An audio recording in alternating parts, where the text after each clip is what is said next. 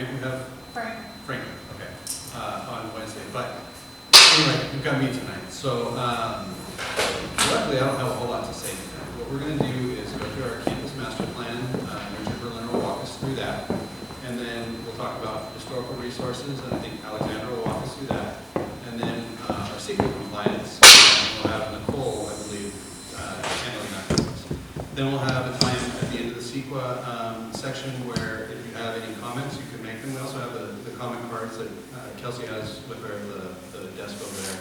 You can fill those out. You can also make your comments verbally.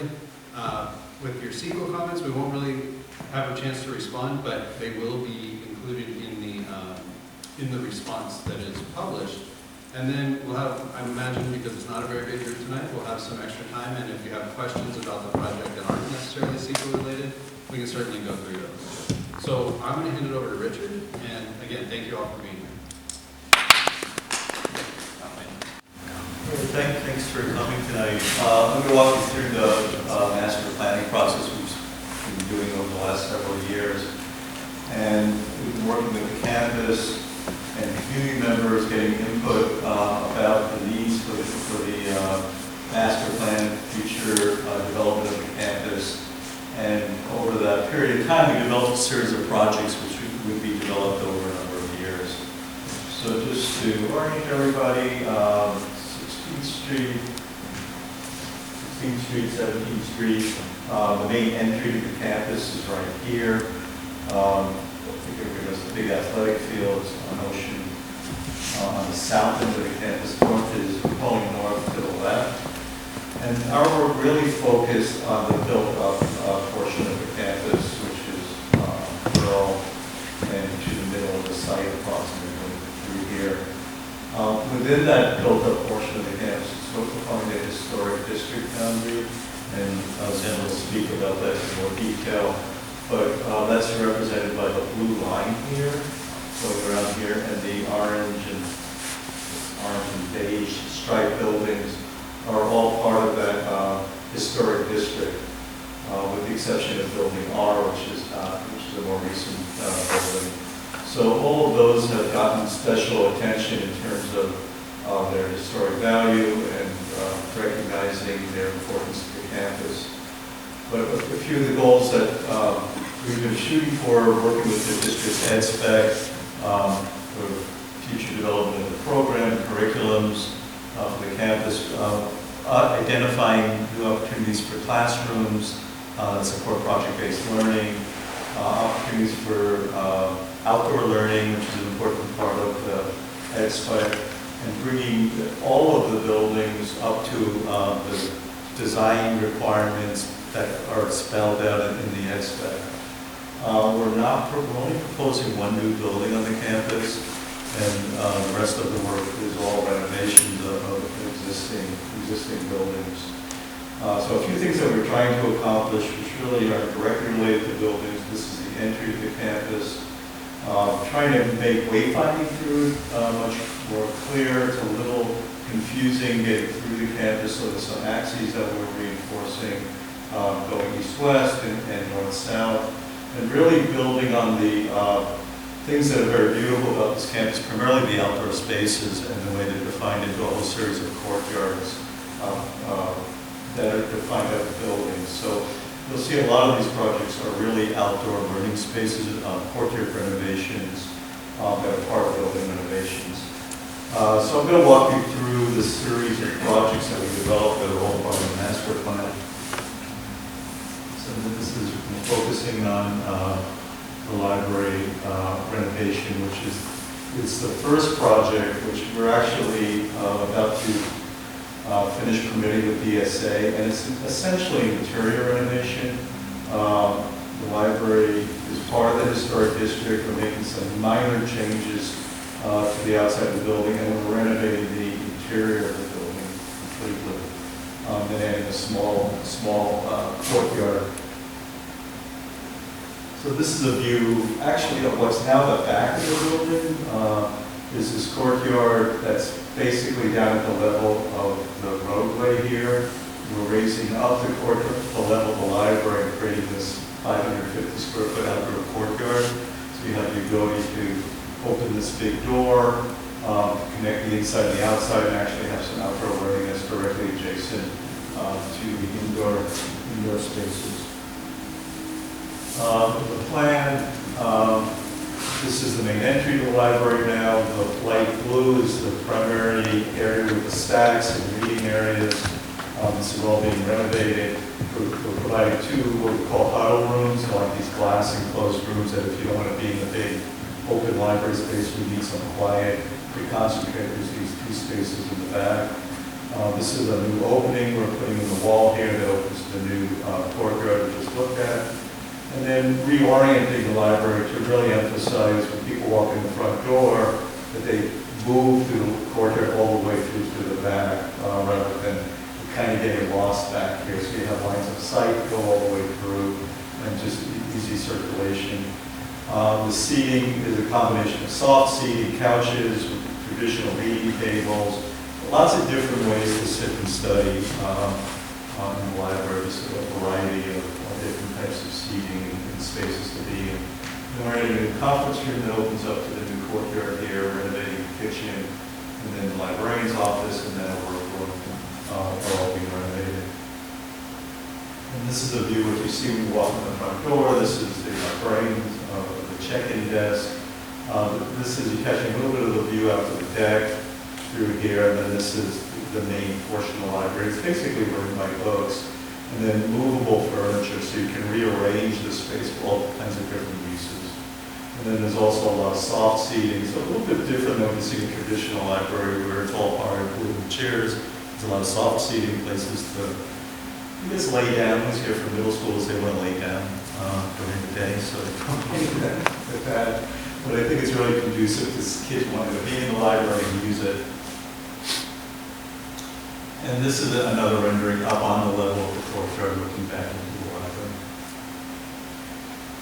The next project is what we're calling the STEAM building.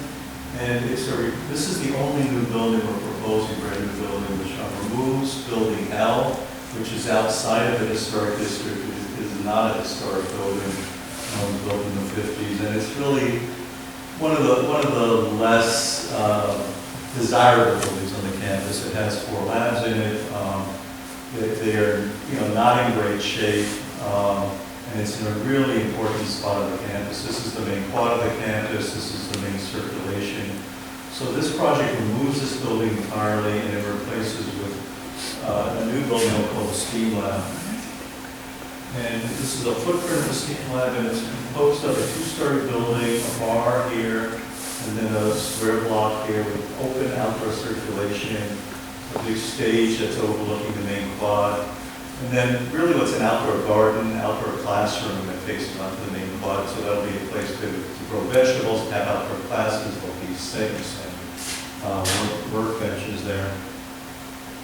So this is a plan of the ground floor. This is the quad is over here. This is the main circulation that goes east-west right past the STEAM building. This is that outdoor classroom, vegetable garden. And then we're providing 5 new lab spaces. These are much bigger than the existing spaces that meet the new ed spec and allow a lot more flexibility. So there's a lab, a support room between these 2 labs, 2 labs with a movable partition, so these rooms can be combined, and then another support space, and then a very similar layout for these two large lab spaces with a movable partition. This particular lab is, we kind of envision it as a maker space with a big door that opens out to the stage that overlooks the quad, so you can have exhibits that move out to the outside space. I'll show you, it can also be used for projection or performances. Really serve as a stage to the main quad. And then this is the second floor. Again, outdoor circulation, 4 more lab spaces with a shared support space, prep space here and here. And then on the other side, there's 1 more lab. And then this is the teacher's lounge on the second floor with indoor small kitchen, seating out here, and then also a terrace out here. And then this is a view looking from the main quad towards the new steam building. So this is the two-story building. This is our performance space connected to the maker space. We spill out to use that space. And it's really open. It's almost like two buildings, so they're open to each other. Really trying to keep the scale. These are two-story buildings. Most of the other buildings, all the other buildings on campus are one story. Some of them are 2 stories high, like the gym, but and certainly this building is 2 stories high. But trying to stay within the kind of the style or vernacular of the existing campus, clearly new buildings, and also in the scale so it's not to overwhelm any of the existing buildings. And then this outdoor classroom, garden, I think will be a really great resource and really bring it into the center of campus where it'll be easily accessible. And then this is the terrace up here for the teachers. Very nice place to hang out, facing south. It's got George right there. Nice amenity. So that's the steam building. I think right now it's planned to be the next project that goes forward. It's not for sure yet. The next project is what we're calling the 6th grade cohort. And the idea here was this is the front door, this is where most of the kids are entering. And you know, when you're in the 6th grade, middle school is a big deal. You tend to get lost when you show up at middle school. So the idea is to have a center for all the 6th graders. So the idea is that all the 6th grade classrooms are clustered around this existing courtyard. So this project will entail renovating all of these existing buildings, and also this building up here, which isn't directly on the courtyard, but it's part of the square footage of the 6th grade.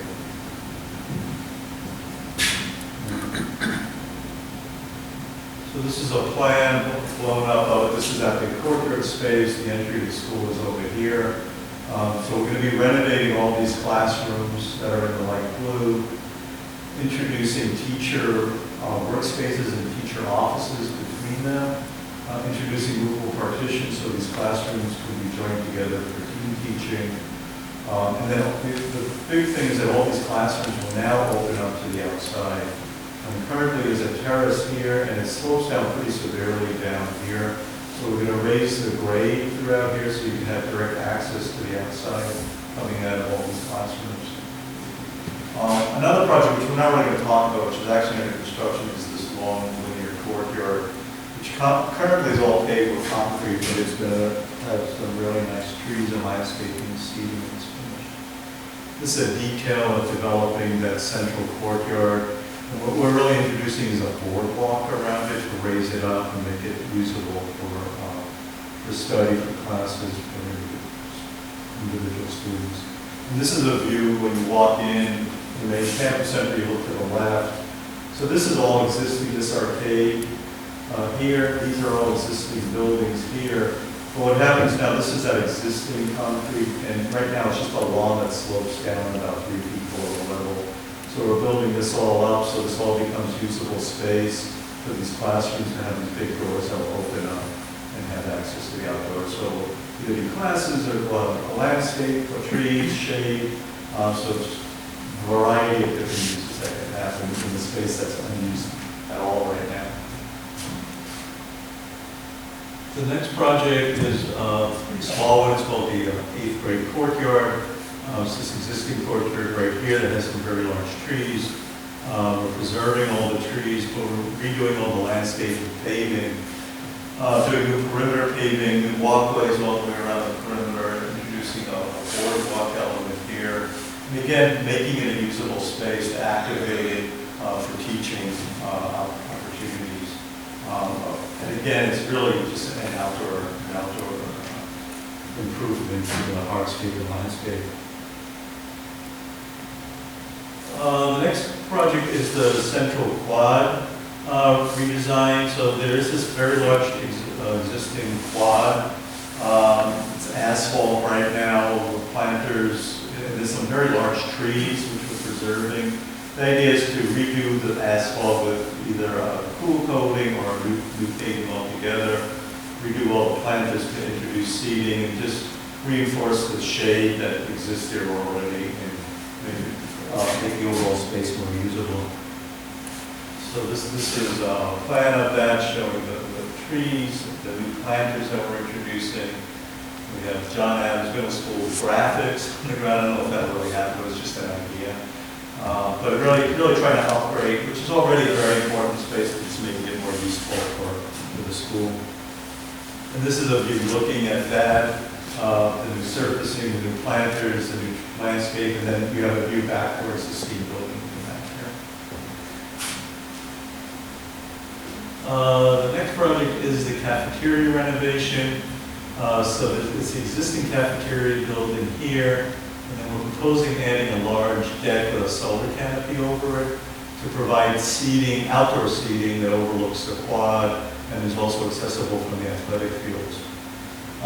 This renovation is really focused on the dining area. We're not getting involved with the kitchen or the server at all. It's outside the scope. But it's redoing the interior of the Jam's cafeteria. And again, we're trying to provide a variety of different seating rather than all being like long tables. There are a few long tables for kids that want to sit like that. But then these clusters of these hexagonal groups, and some high tables and some banquettes. And it's really trying to give a variety of different seating experiences. And then the other piece we're doing here is adding some wood partitions in this corner so you can close off this corner of the cafeteria for like private meetings and that use. And then the big thing is adding this large deck around the corner here, which is opening up to the main quad. So it provides a lot more seating, accessible to the outside. And this is a view of the outdoor seating and the solar canopy, the shading that we provide by solar panels up here. And then this is a few steps above the level of the main quad. So again, it can also serve as a performance space. If you have a speaker or you want to put on a show or something, you have this sort of impromptu stage that's in place for them.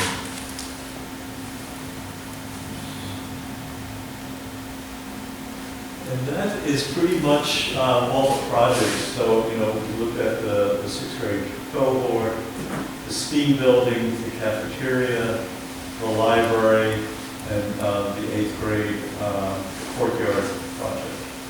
And like I said, there's a project underway right now, which isn't part of this, but it's the linear courtyard, which I think will be a great improvement of that long concrete space that exists right now. And that's pretty much it. So these are the illustrations of all the projects I just talked through. There's also some other initiatives. You see these red lines where we're reinforcing the axes that pass through the campus again to make wayfinding easier. We're proposing a design set of murals throughout the campus to really reinforce the wayfinding and add a little bit of color in some key spots. So there was one at this main circulation east-west, the library, the building.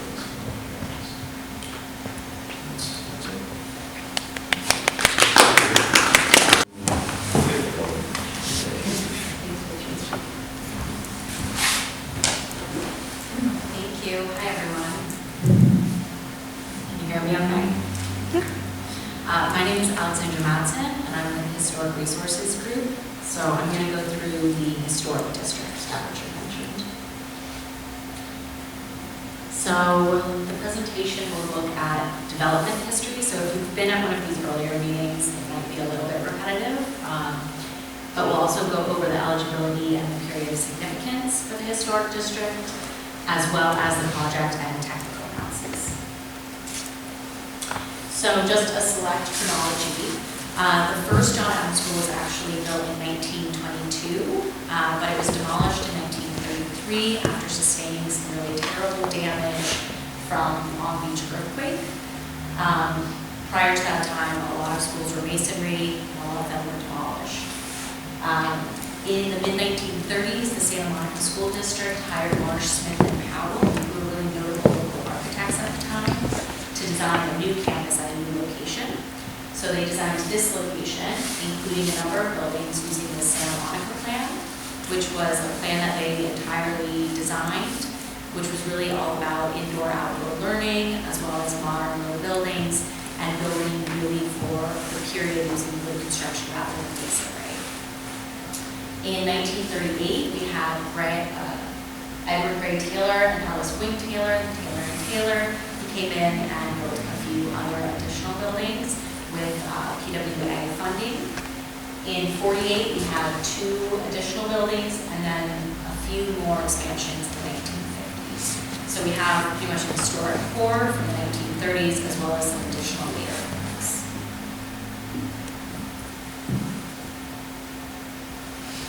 So the first period of significance that we really associated with this school is the Long Beach earthquake of 1933.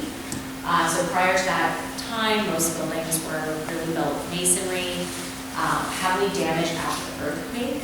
A lot of schools actually had to have temporary learning in tents for a period while they were rebuilding their schools.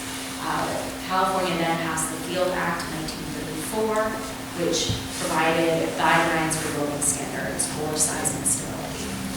So the association of this campus as one built directly because of the Long Beach earthquake is one of the reasons why it's significant in local history. Another aspect of significance is the Santa Monica Plan. So this was really a revolutionary school plan that was designed by Marston and Howell. It had many different aspects, one of which was meeting these new requirements in the Field Act. So that was low wood construction typically instead of these really huge big block buildings that were masonry, brick, etc. Also to reflect intimate modern design and a lot of indoor-outdoor learning. So a lot of lower furniture specifically designed for children rather than these big stately schools. It was lauded as a model for schools across the country and was actually used in examples as far away as like the East Coast.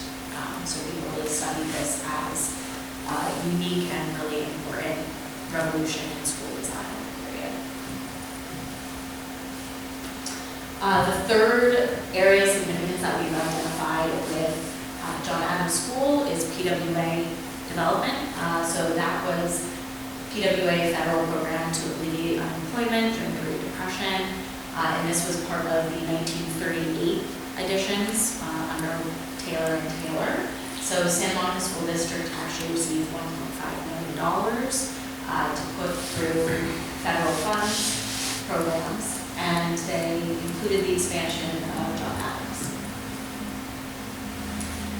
Essentially, all of this is to say that we found the school to have a historic district that was eligible under national, local, and state criteria, A11 and C3, 4, and 5. That essentially means association with events. For A11, so that's the association with post-Long Beach earthquake development, rise and cohesively designed modern schools, as well as PWA involvement.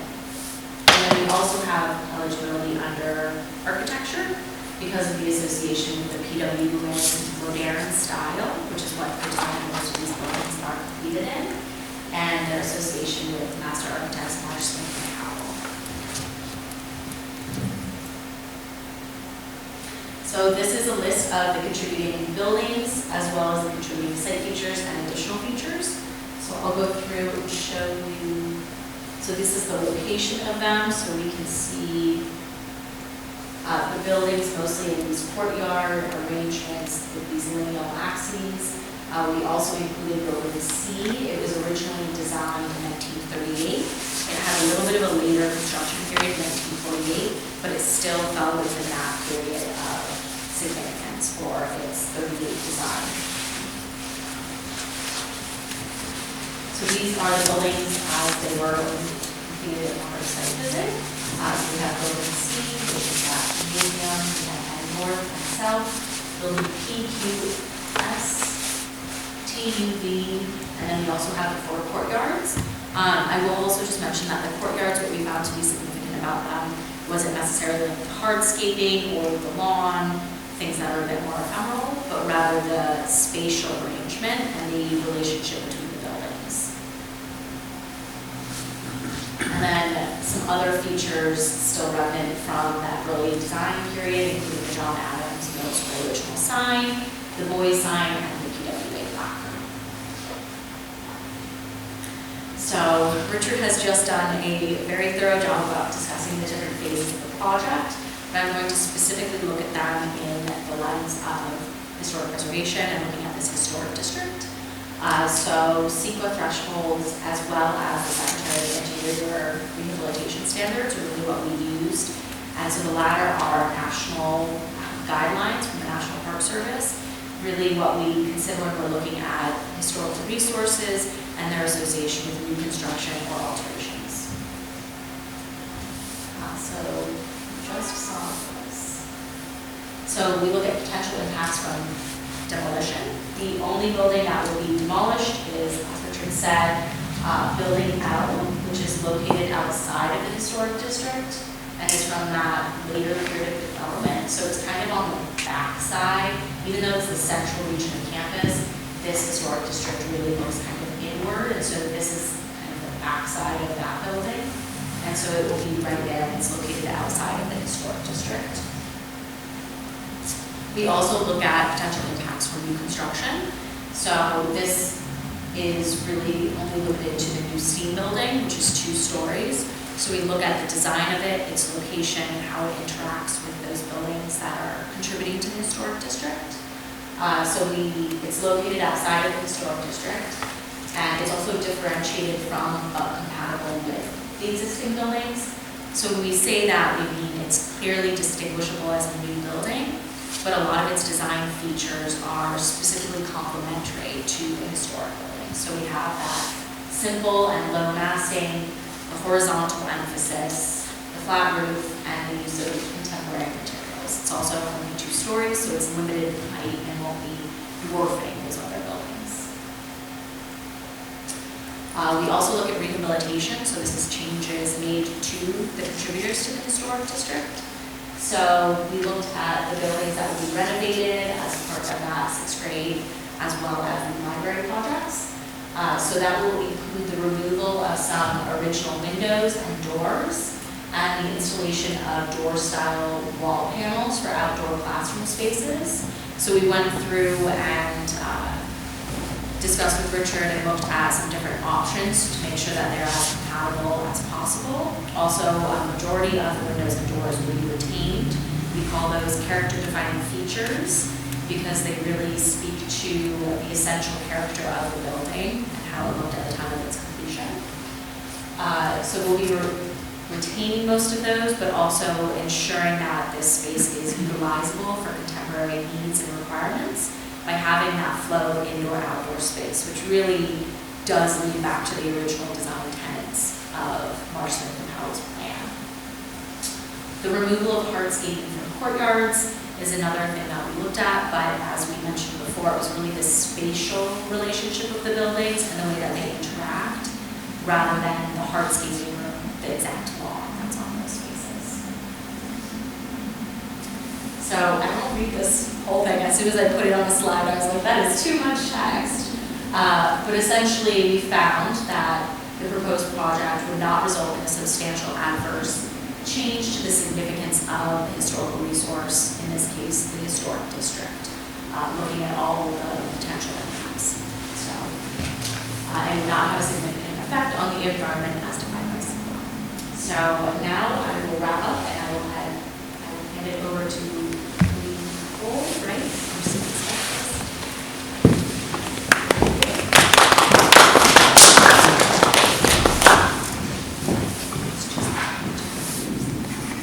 Hi everyone, my name is Nicole Greenfield, and I'm an environmental planner with Ascent Environmental. So we're the district's environmental consultant for evaluating the environmental impacts of the project pursuant to the California Environmental Quality Act, or CEQA for short. So for this presentation, I'll be going over some basics on CEQA and the CEQA process. I'll talk about the findings of the initial study document that was prepared, and the mitigation measures that the district is proposing to implement along with the project. And then lastly, we'll talk about how you as the public can participate in the CEQA process.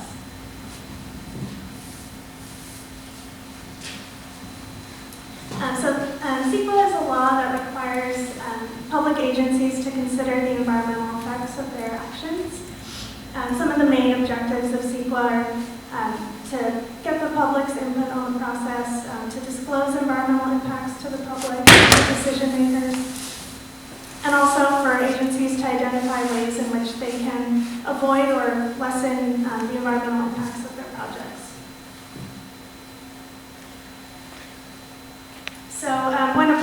is not exempt from the requirements of CEQA.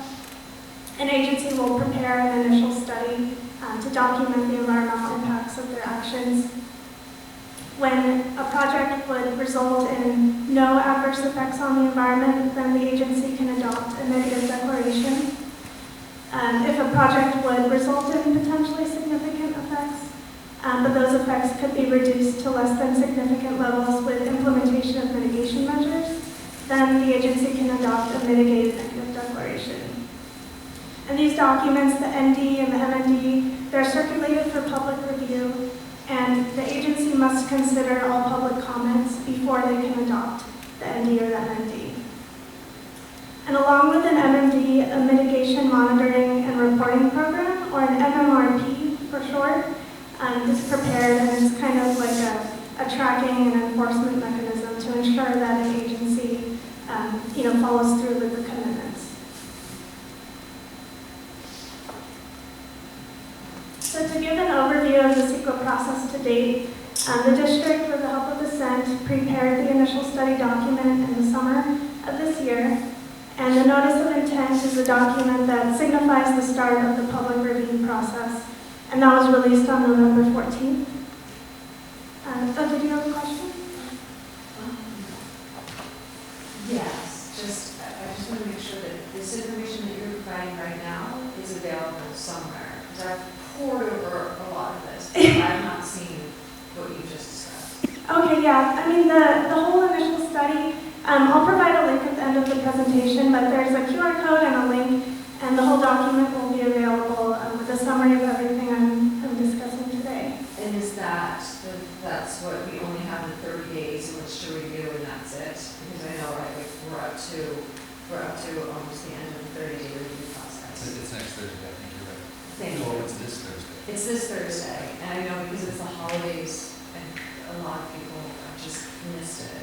So that's why I want to make sure that this information that you're sharing is made public, that the public is aware that this information is out there. Because when you talk about negative, what is the word? Mitigated negative declaration, that's complicated, and I think the public deserves the right to understand what that means, how much has gone into this, and where they can get clear, concise information, and not in a 30-day window during the holidays. I think that's fair. So I want to make sure that this is accessible, the public is aware, and I want to know if this is within the 30-day time limit, which is up this Thursday. It is. And has this been published on our website? This presentation? Nope, the MND. Yeah. So it's been available since this was published, first in the newspaper prior to November 14th. It's currently available right now. If you want to look it up, this presentation will be published this week. We will put it up Tomorrow. Thank you. But the MND itself is available online right now I thought we had to go to the district office in order to. for a hard copy. For a hard copy, right. But just so I know, so what we're getting today, this will, after the next 2 days, then that's it, correct? So we need to receive your comments in the next, couple of days. No, by Thursday, so 3 or 4 days. Then the board will hear this in January. I think it's January 18th, and that's when they'll make their determination. But we, in the meantime, will have to respond to all the comments we receive. Okay, and is there ever a threshold at which the comments are so minimal for a project spanning over 10 to 15 years that you feel like you've not reached out to enough members of the community?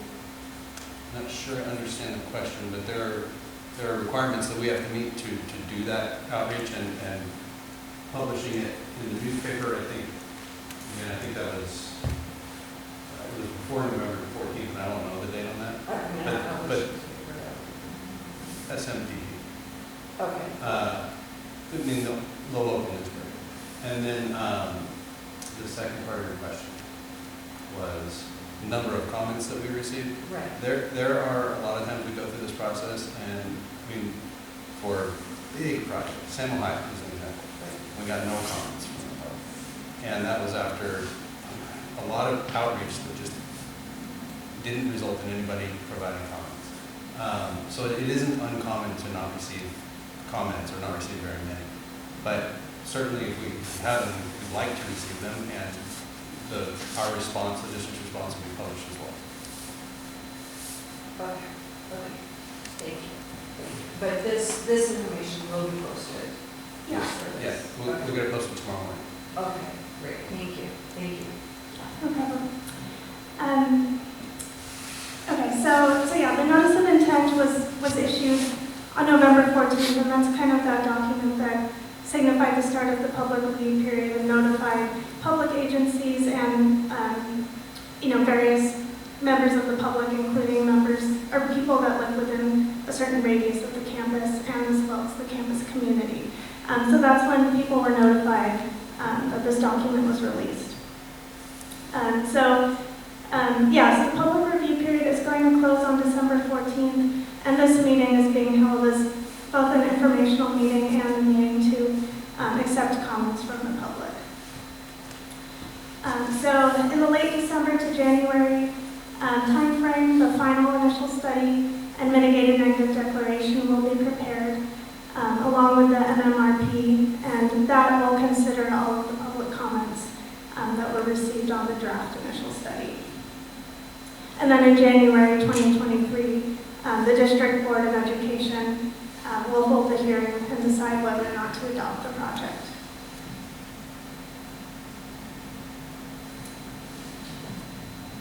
So now I'll provide a summary of the initial study, and as mentioned, the whole document will be available online, but this is just kind of a brief summary of the conclusions in the report. So the CEQA guidelines provides a list of 21 different environmental resource topics, and the district evaluated all of these resource topics pursuant to the requirements of CEQA. So the district made a no impact conclusion with respect to the resource topics shown on the screen, meaning the project would not result in any effects on the environment in these resource areas. So those resource areas are agriculture and forestry resources, mineral resources, population and housing, public services, recreation, and wildfire.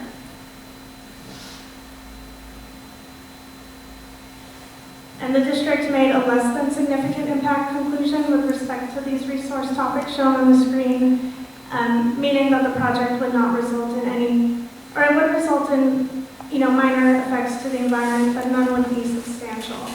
And again, the initial study provides the detailed analysis to support these conclusions.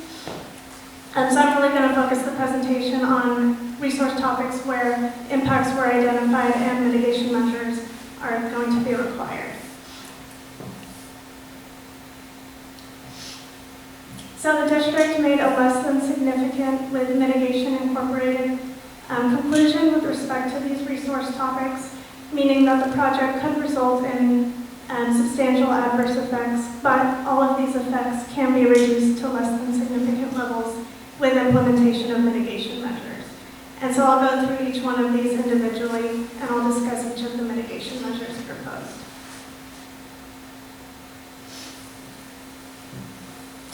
So construction activities that could potentially occur within the nesting bird season have potential to affect nesting birds.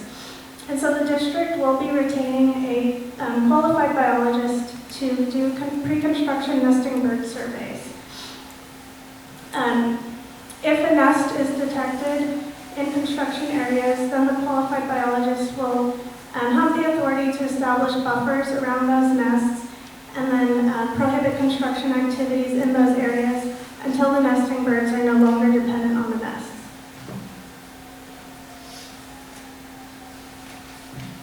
Now, because the John Adams campus has been the site of previous land disturbance and development, it isn't likely that archaeological resources would be found on the campus. However, the district is committing to implementing contingency measures in the event that archaeological resources are uncovered. So the district would hire qualified archaeologists to assess any finds that are discovered by a contractor. And then the archaeologist would have the authority to stop construction activities within 50 feet of the discovery and assess the significance of the find.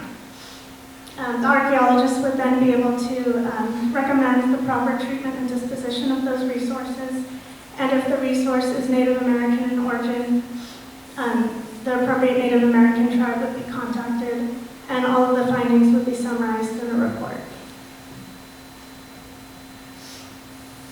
Similarly, it's not likely that paleontological resources would be encountered. However, the district will be retaining a qualified paleontologist to monitor any excavations that extend 5 feet below or greater.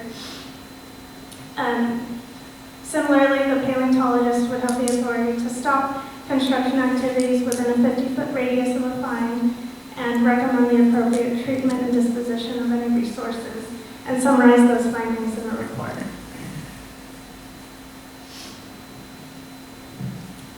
Now, based on the age of the structures present on campus, there is potential for hazardous building materials to be present.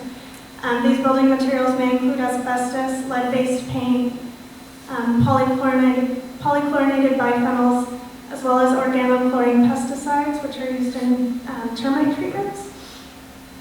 So the district would be committing to doing site-specific testing prior to any building demolition or removal, and ensuring that these hazardous building materials are removed of and disposed of in accordance with all applicable regulations.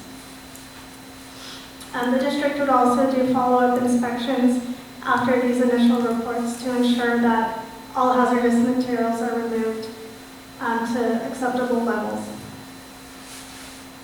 Similarly, there might be potential for these hazardous materials to be found in on-site soils. Therefore, the district will also be implementing a lead-based paint work plan to ensure that any contaminated soils are also removed and disposed of in accordance with applicable regulations.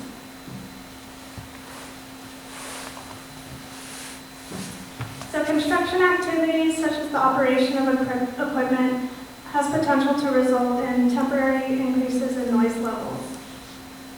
The district will be implementing various noise control methods, such as locating equipment as far as possible from noise-sensitive land uses, such as nearby residences. They would also implement various methods, such as using equipment, mufflers, and potentially noise curtains in areas where necessary. And operationally, the district will be installing HVAC units on the new STEAM building and the library. And these have potential to result in long-term increases in noise levels. Therefore, the district will be doing noise testing for each of these pieces of equipment to ensure that noise levels don't exceed the City of Santa Monica's municipal code noise requirements. And now the last impact I'll talk about is transportation related. So to protect the health and safety of the campus community, the district is proposing to implement a construction management plan, which would also include a temporary traffic control plan. And this would outline safety measures to protect pedestrians because of the movement of construction equipment on and around the campus community.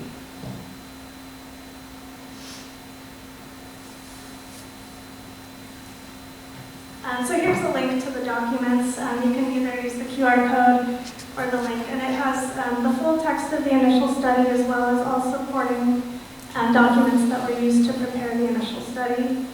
And then hard copies are also available at the district's office and on the JAMS campus. So I can link this on if you want to take a picture.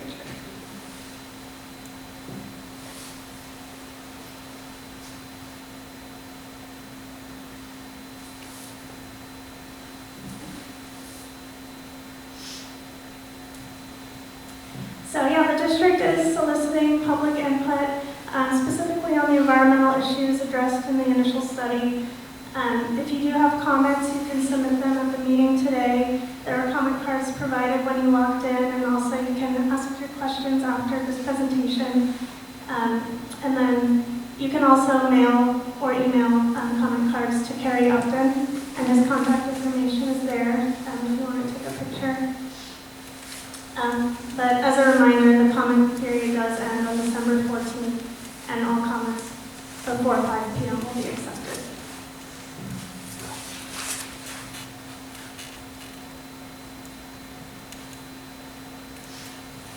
So with that, we can begin the comment period for the environmental document.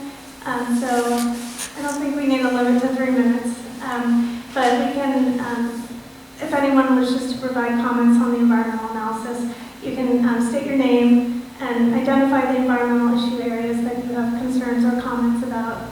And the intent of this meeting is really to accept the public comments, but the detailed responses to your comments will be provided in the final initial study, which will be prepared following the close of the comment period. So with that, I'll turn it back to the district.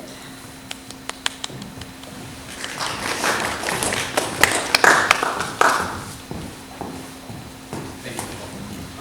So as Nicole said, if anybody does have comments, we're not going to hold you to the 3 minutes. I also know, though, having seen what you just saw and not having the document in front of you, sometimes it is tough to make a public comment, so I would really recommend either emailing it to Carrie or filling out a comment card if you're able to do that now. But certainly if you have any, we'd love to hear them.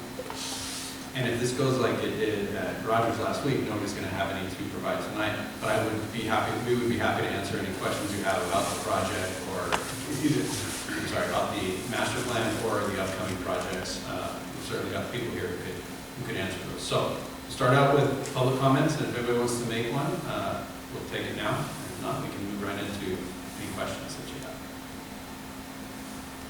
Because we're a lively group tonight. Go ahead. My public comment will only be that the scope of this project and the short period of time with which the public has had to actually hear about this and view it, it's very thick, it's dense, it's a lot of material. It's covering multiple sites, there's multiple terms that are hard for regular people to understand. I understand that this is a 10 to 15 year construction project, done in 4 phases. The first phase is already paid for. I believe that there should be more time for the public to be aware of the scope of this, more specifically, so the public can address these issues have more time to address these issues before this is passed in January. It is a holiday season. Sure. Thank you. I appreciate it. We have had some, just to give you some information, we have had community meetings and really a lot of meetings with the site to develop the plan. This isn't, I think you probably assumed this, but it isn't like we say, oh, let's go come up with some ideas and come up with this master plan without input. We have gotten a lot of input. But I hear you, your comment, I think, is related specifically to the secret document and the time to review it, right? I mean, the bulk of it? That is the gist of it. And again, understanding, again, we're covering many sites. I don't know how long what was described today, how long the time period that's supposed to take place on. There could be this, we could find PCBs, we could find asbestos. We know we're going to find these things. Some, we'll find them paint. Well, of course, but I'm sure we'll find there's PCBs and asbestos and those things. And so my questions are, how long is the proposed, what you have proposed is going to take place on this campus?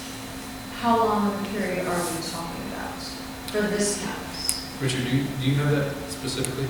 Because it is probably that 10+ year range, but did we, in the master plan, did we lay that out specifically? I think that there was, it's a conceptual proposal depending on funding and that kind of thing, but projects work in these over 10 years. Okay. It's dependent on funding, whether it's realized in that amount of time. Sure. So to Richard's point, and it actually goes to something you said, the phase 1 is funded. I mean, you said we haven't obviously paid a contractor to do the work yet, but phase 1 is funded from Measure SMS, which is passed. Of course, we have a lot of other projects coming out of that. We talked about Rogers, we're looking at McKinley and Franklin Grant. Smash Mirror 100% is going forward.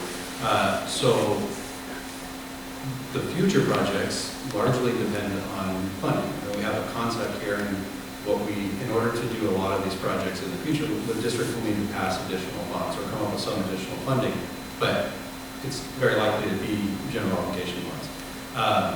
At this point, it is the next opportunity that the district would have to do that would be 2024, because we follow the general election cycles.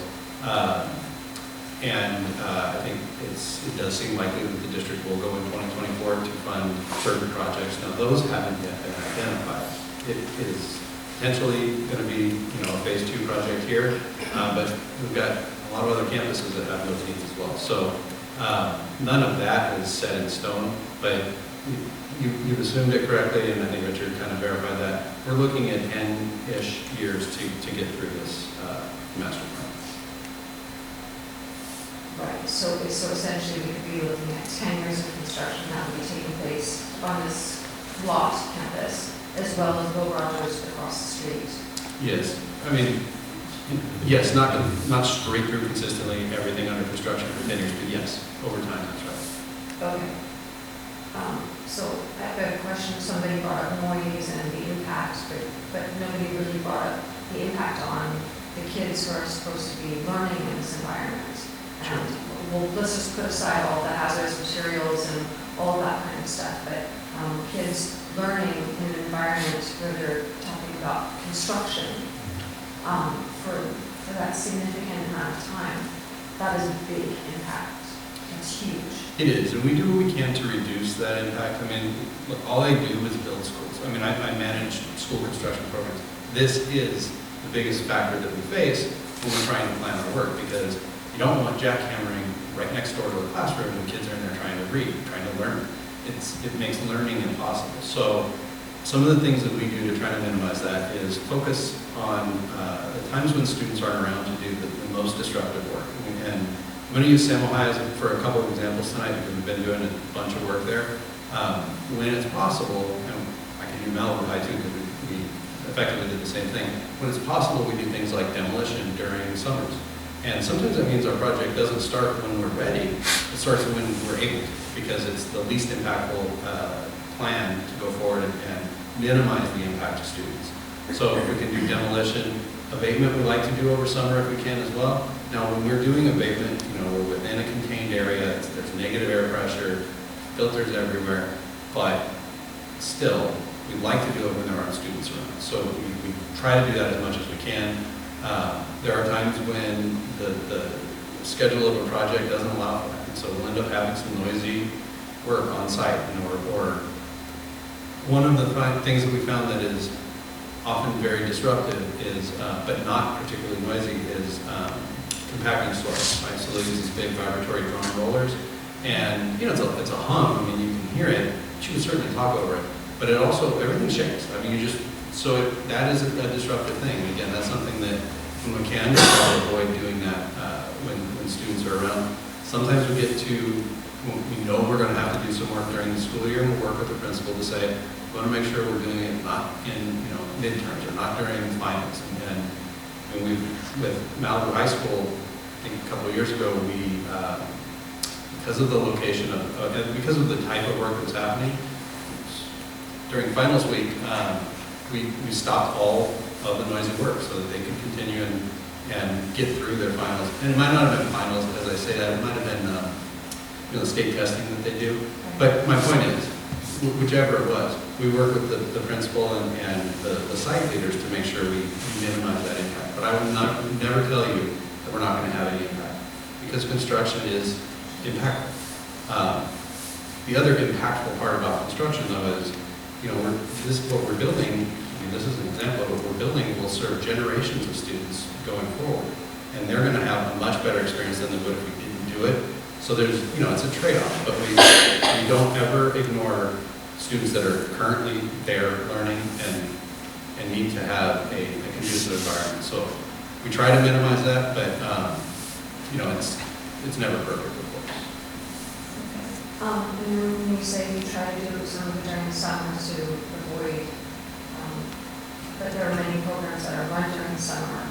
Sure. Specifically, within the marine loss, there's supposed to be programs during the summer for that. And of course, there's all of the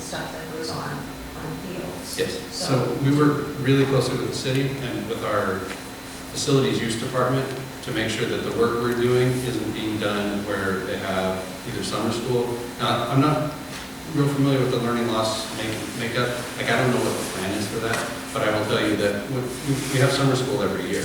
So we make sure that we're coordinating with ed services and facilities use for ed services for the summer school so that we're not impacting that, and with facilities used for the programs that are run, in the fields, the sports programs and things like that. Because, summer's a great time for us to do work because there's no kids around.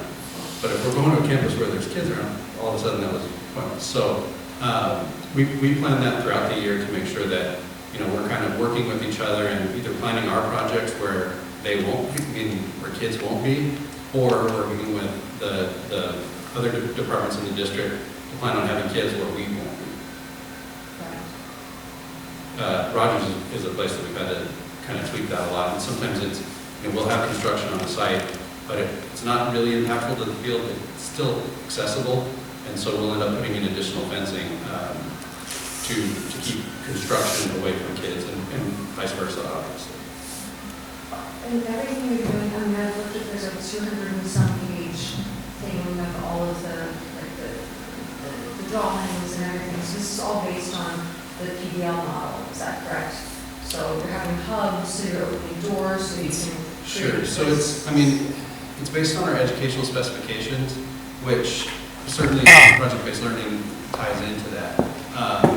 But it isn't a pure PBL model like we see at Smash. Not Smash. The PBL high school that was at Obama Center and is now currently over here at SMC. It isn't as pure PBL as that.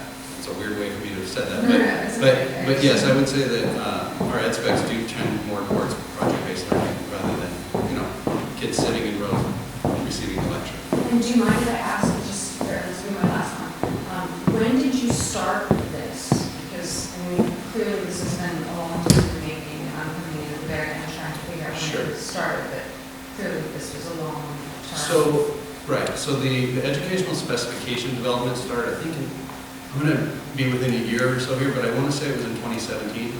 That was really based on the work that was done at Santa Monica High School in the creation of the Samuel High Master Plan, Samuel High Campus Plan, and that actually reached back to the Innovation Building, which was completed in 2015, so the design must have started in 2011.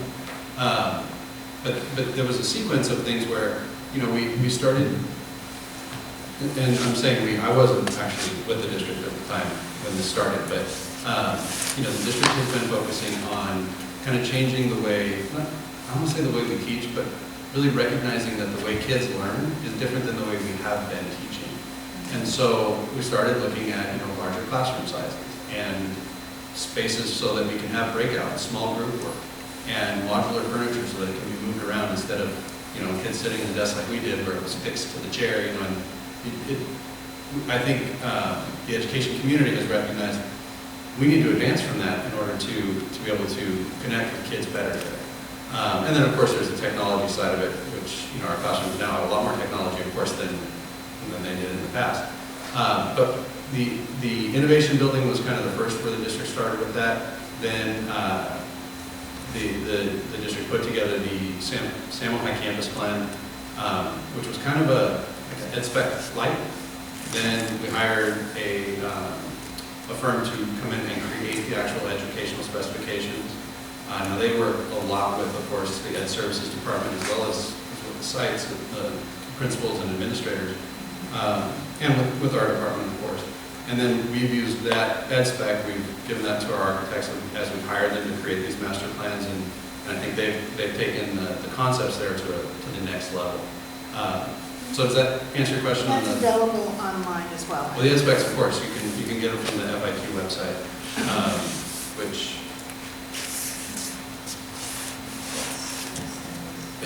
neither of these links will get you that, but if you go to... You said it's Steve, but I don't know. It is Steve. It's Steve Massetti. I'm the bond program manager. So I oversee the work, the bond construction work for all of our projects in Malibu and Santa Monica. Okay, thank Sorry. No, Sure. thank you so much. I No problem. appreciate you answering this. I really do. Thank you. Anybody else have any questions? Must have something else. I mean, those were very comprehensive, so maybe you asked everybody else's questions. Nothing? We just don't have time. Yes. I'm not sure. So, our family's moving to the district, and this is where I'm in school. So as a parent, with 2 kids that would be starting 2023, one, potentially 2 kids going 5 years in this 3-year program, how do I, as a parent, kind of get more of like the information of what that really does look like and what the sense is? Like, is there someone, is there like a parent coordinator or parent, somebody that I can connect to? Sure. And I get an idea of what that's going to look like for our family? Probably not the person who would know who that is. Okay. But, well, I can actually definitively state I'm not the person who would know who that is. But certainly you could reach out to either Carrie or myself, and I can give you my address, my email. And if, you know, if your concerns about what is the campus operations going to be as far as, you know, how it's impacted by construction, we could certainly talk you through that. And I'm more than happy to just obviously extend things, but we can also maybe, Esme? We also, hi, I'm Esme, Communication Specialist for the district. We also have building futures that I create, and then within those building futures that we release to the public in our WAVE newsletter, along with the FIP site, there's a lot of information on all the projects that are going to be coming up and projects that we've completed. There's also a lot of social media and outreach that we do through Twitter, Facebook, LinkedIn, and that just basically documents everything that we're working on. I think I get the wave. Good. The wave give me, I'm sorry, I'm so brand new at all of No, welcome.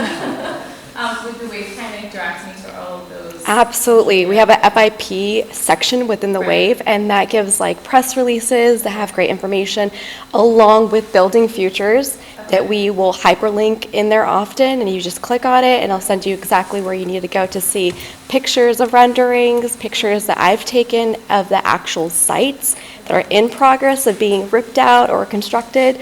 So there's a lot of great information out there. Just kind of take a look on our website, just in general, SMUSD's website. Go into facility improvement projects, the little drop down, and just take a look at the schools. And there's just a lot that's available right there at your fingertips. Yeah, you're welcome. The PTA also, we made a presentation to the PTA a month ago. If it was the Rogers PTA, I could actually give you the president's information because I know her. I don't know who it is here. So, but Sylvia Mendoza. Okay. Yeah. Okay, so it's good to reach out to PTA parents. Or, I mean, I think you might also have other parents here who might Oh, yeah. be willing to talk. So, I don't want to obligate you to. I'm 11 years away. Oh, I'm 11, that's all. Oh, great. Okay, any other questions? Anything else?